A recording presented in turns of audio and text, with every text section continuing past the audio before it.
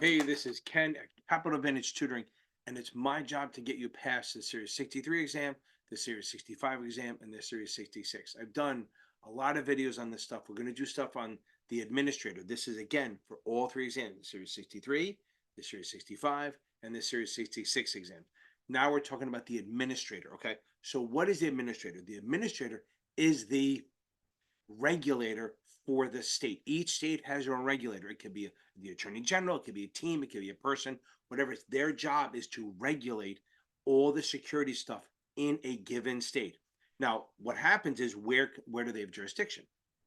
Their jurisdiction is definitely in their state. Any securities transaction that happens in their state, unless it's exempt in certain ways, they have jurisdiction over.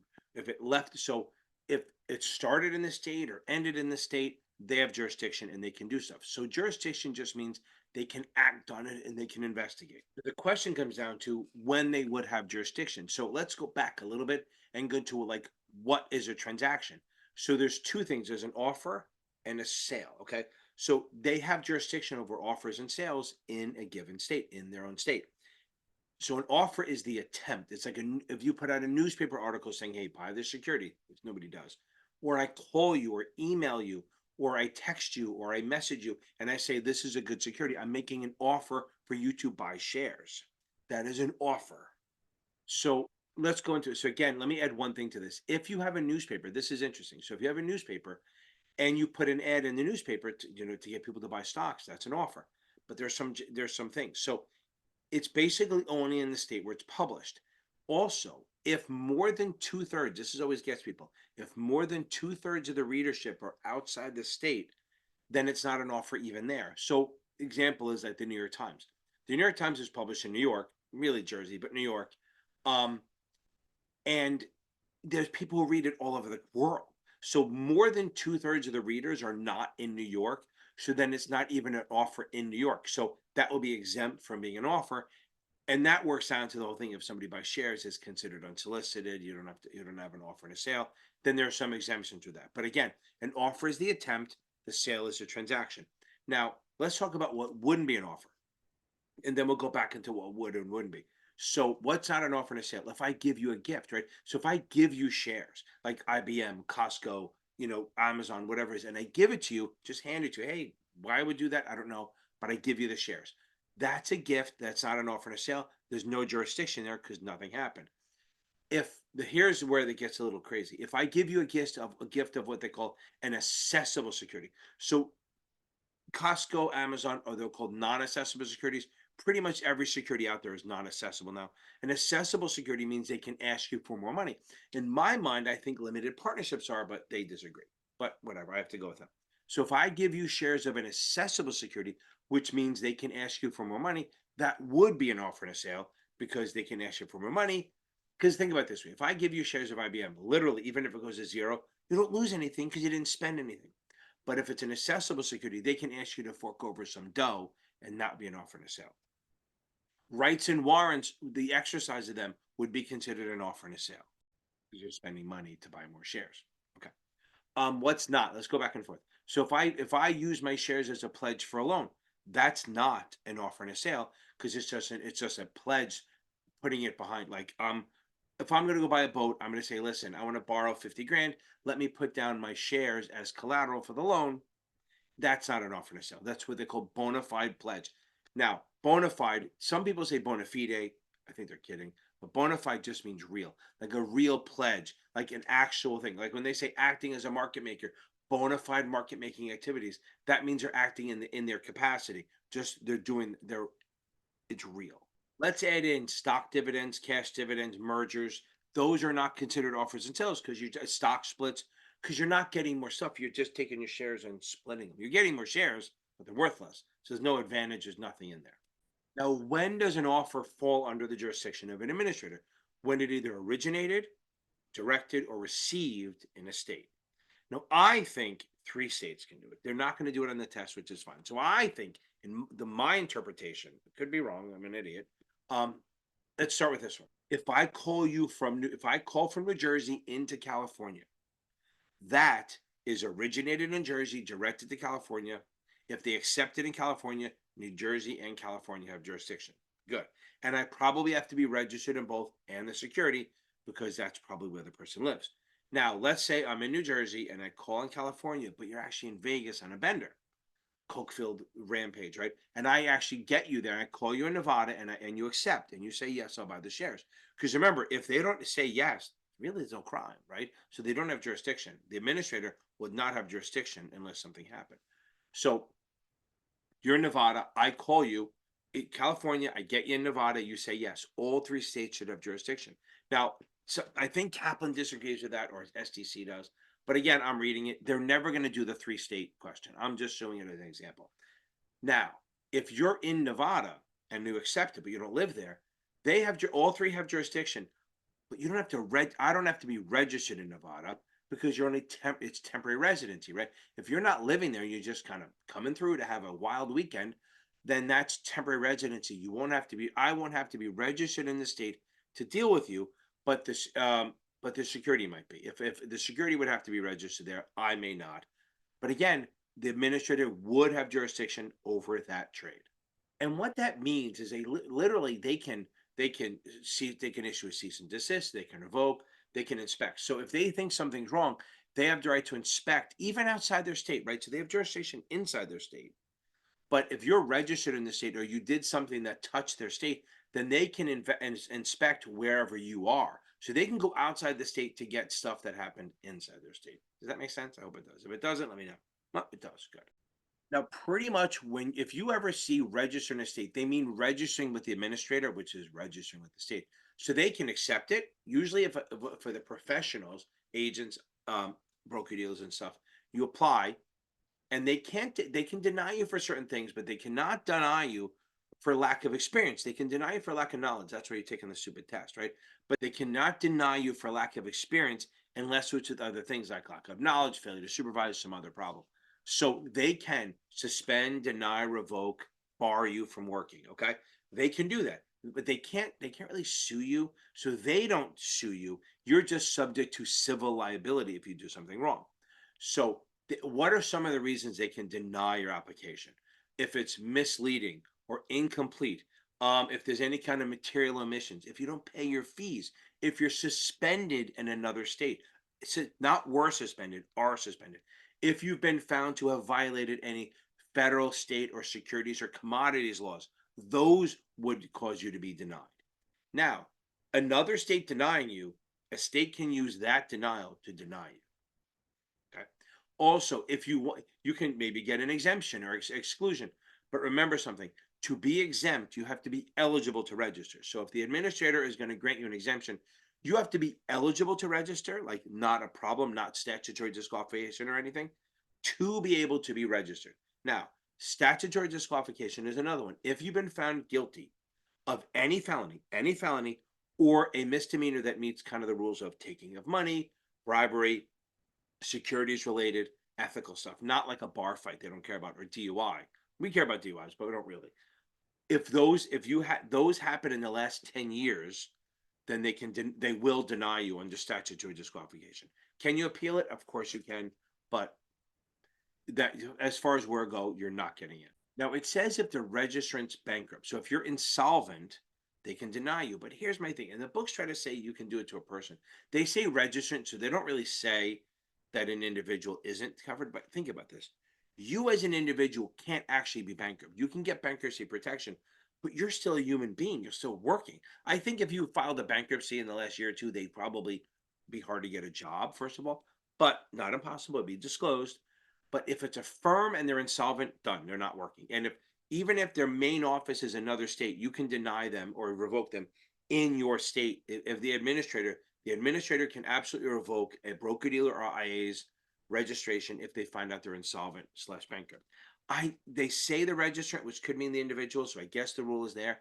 I don't think they're going to test it because technically you as an individual cannot be bankrupt. You can get bankruptcy protection, but you're not bankrupt. You're still a human being. You're not a not thing anymore. One thing that pops up is that if you have a broker dealer or an IA trying to register in the state, the administrator can deny them for lack of experience or lack of training. Like you can't be denied for lack of experience as a human being. But if the firm if they don't have anyone there who has enough experience to run the firm, they can say, listen, you don't have enough supervision. or if they've been found to have a failure to supervise. That's a big one. It sounds like it's not a big deal, but it actually is a big deal. Failure to supervise is a principal who failed to do his duties and protect the investors. Now, as the administrator, they can suspend, deny, revoke, but what they'll do is they'll suspend your registration and then say, listen, you can apply for a hearing and be heard. If you request it, then they have to give it to you within 15 days of your request. If you have 60 days from when it happens to request a hearing. Once you request it, they have 15 days to give it to you. But this is not like the NFL where you get to play while you're appealing, right? Like Tom Brady. This is you're not working until this is fixed. And there's the thing: the administrator revokes you, and then you're appealing back to the administrator. Yeah, just like the NFL. Roger Goodell suspends you, and you appeal to Roger Goodell to get it lifted. What's the chances of that? Now, remember something: when a broker dealer or an IA registers, the partners, officers, directors, the principals are automatically registered. They don't get a free pass; they're just registered as a bulk application. So the firm the administrator can actually deny the application of like a single partner. That happened to us. I was at a firm. We registered in Nevada and we got it fixed, but tried to register in Nevada. They kicked back and it said our COO was not allowed to register in the state, but it's something we did like 15 years ago. And so they said no. So we registered with a carve out, like he couldn't be registered there, which wasn't a big deal. So he couldn't collect any money on overrides from people in that state. We did get it fixed and we got it lifted, but they can do that. And that's why sometimes the stuff I tell you, I know this better than most because I've had to deal with this crap. I've literally dealt with administrators from every state. Like I know Connecticut, Jack Horn, unless you're retired, he's pretty good. And the one in California takes forever. Minnesota takes the entire 30 days. But then you have like I had to register my firm in one of the U.S. Virgin Islands. I forget what it was. St. Croix. I called up and said, "What do I do?" She goes, "Fax it to me." Back when faxes were a thing, late '90s. I faxed it to her. She said, "Okay, hold on. Okay, you're registered." She was the mayor, the governor, and the administrator. All it's a smaller country, right? So, or territory. So it wasn't a big deal. But she did it. She did it same day. She said, "Yeah, we got all your information. Fine, it's easy. You're in. You're registered." We didn't have to wait 30 days. So they don't have to take the whole 30 days. They can if they want, but they don't have to. And here's the thing: again, I might have said it already. If you don't hear from them within 30 days, you're registered.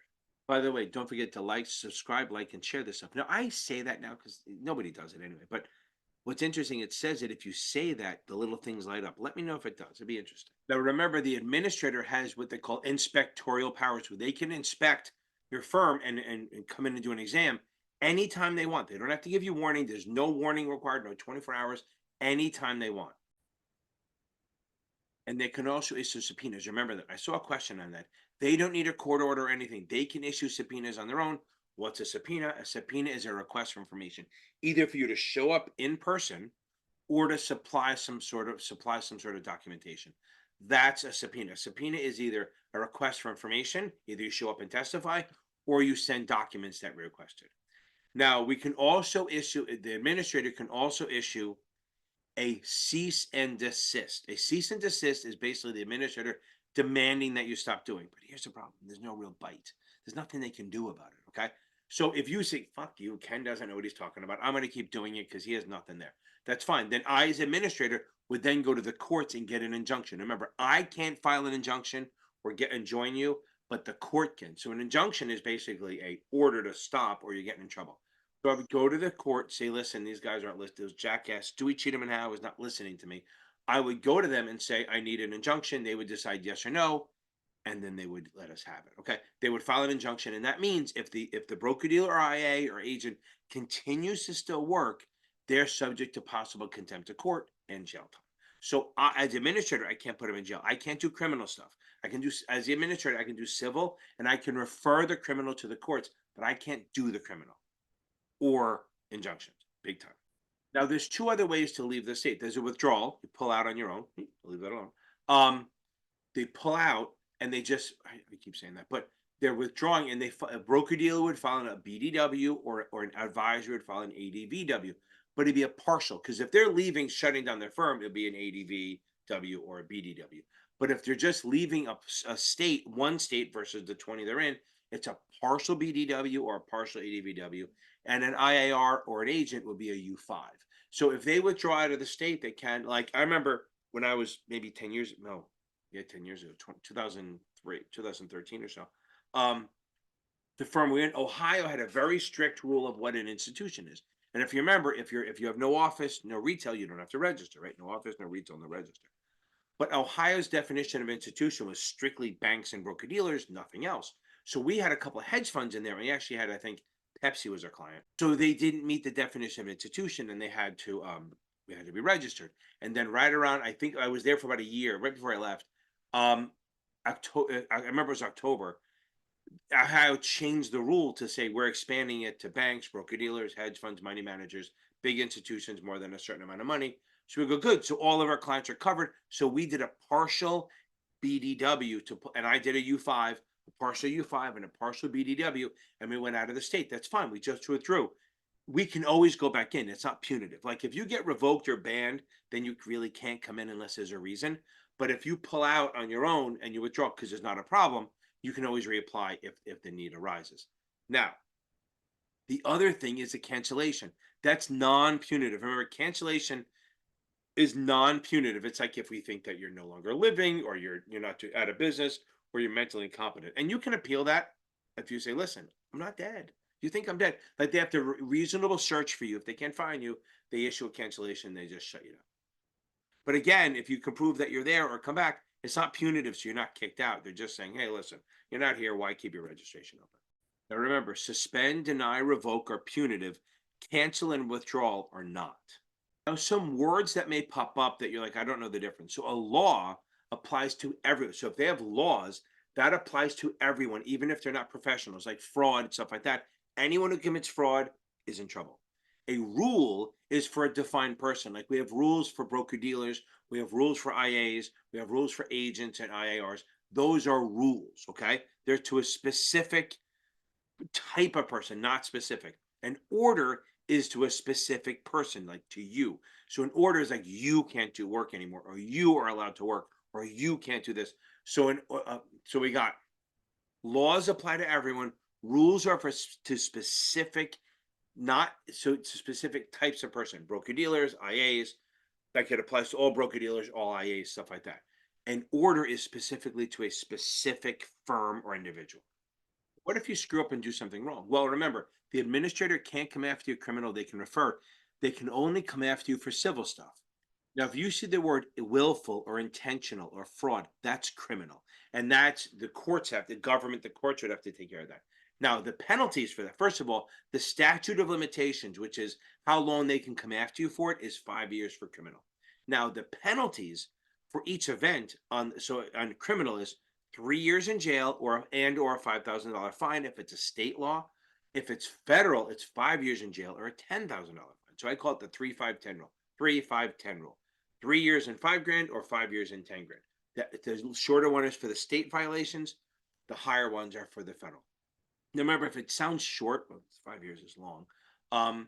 It's per event. So if you have like 10 events, it could be 50 years. Now, sometimes you do shit that's not really crime. So a purchaser of the shares has a right to do something if you lied or you sold securities that you shouldn't have sold, they weren't registered, or you weren't registered, or they were misrepresented, or you messed up the like your firm wasn't registered yet. I heard about that in Hawaii. There's a firm that was selling shares that they got in trouble because they sold it on a Thursday and their registration didn't, or the securities registration didn't go through till Friday. They did the math wrong or whatever. They should have asked, and they got in trouble. I mean, they got in a lot of trouble. I mean, all the customers go, no, we want the shares anyway. They kept them, but they still got in trouble from the administrator and the federal government a little bit. Now, if you screw up, you can offer them back. Basically, on the civil side, you can offer them what they would have gotten if they sued you anyway. So remember, there's no such thing as punitive where they go, oh, here's $5,000 plus a $30,000 fine to punish you. They can't do that on a level. Literally, all you can get back is what you spent plus a little bit of interest and any court costs. Okay, that's really what you're getting back. What it cost you plus a little bit of interest, plus you including all your costs, plus a little bit of interest, and any court, like any lawyer's costs, stuff like that. That's what you would get if you went to court anyway. So an offer of rescission is offering that to your customer. Say, listen, I screwed up. Here's my shit. I'm going to give you your 10 grand back plus, another thousand for your costs incurred, plus another $500 for interest that you would have earned, like a fair interest rate. Not crazy, but you can't give back what they call opportunity cost. Opportunity cost is you can't figure it out. It's not quantifiable, right? So opportunity cost is like, oh, I would have invested in this instead of that. That's not a thing. You can't say, oh, I would have done Bitcoin at 16 grand versus, vested in your thing. That's not a thing. You get back a little bit of interest plus your money back. We make you whole. And that's called an offer of rescission. So an offer of rescission is giving their money back, and they actually have 30 days to say yes or no. If they don't say yes, if they don't agree to it in the 30 days, or they say no, we're good, then they lose their right to sue you. Now, that doesn't mean the administrator can't nail you, but the customer saying, listen, I'm okay with the shares I got. I'm not going to start a trouble. They're not going to make you do the math on whether it's what all that. They're not going to make you do the math on this at all. Now, one thing to add in.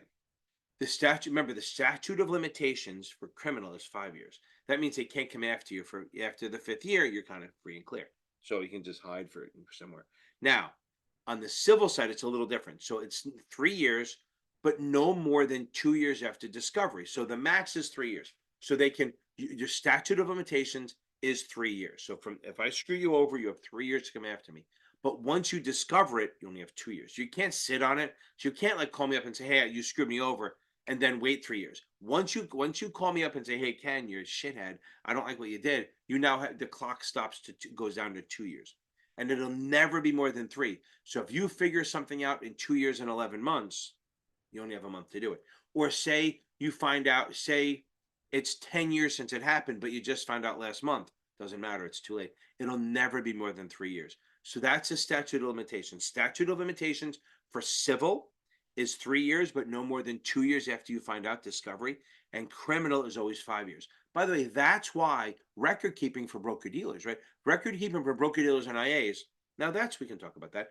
The administrator can they can't have, if you're covered by the federal government, which is broker dealers and federal IAs, they cannot put record keeping requirements stricter than the SEC does. But let's go into that. So broker dealers on this test, pretty much 3 years for everything, okay? And on the IAs, pretty much 5 years for everything. But anything that is with formation, like forming the company and stuff like that, is lifetime plus 3. Now, why plus 3 years? So if you have like board minutes and stuff, they're lifetime. So the administrator shuts down. They have to keep the record for at least another 3 years, because that's how long the statute of limitations is. So then make sure that you keep the records, so that if somebody sues you, they go after it. Okay, that's literally the administrator. Okay, it's a short little video. I think I have one more video to do, and then we have the whole 65, 66 done.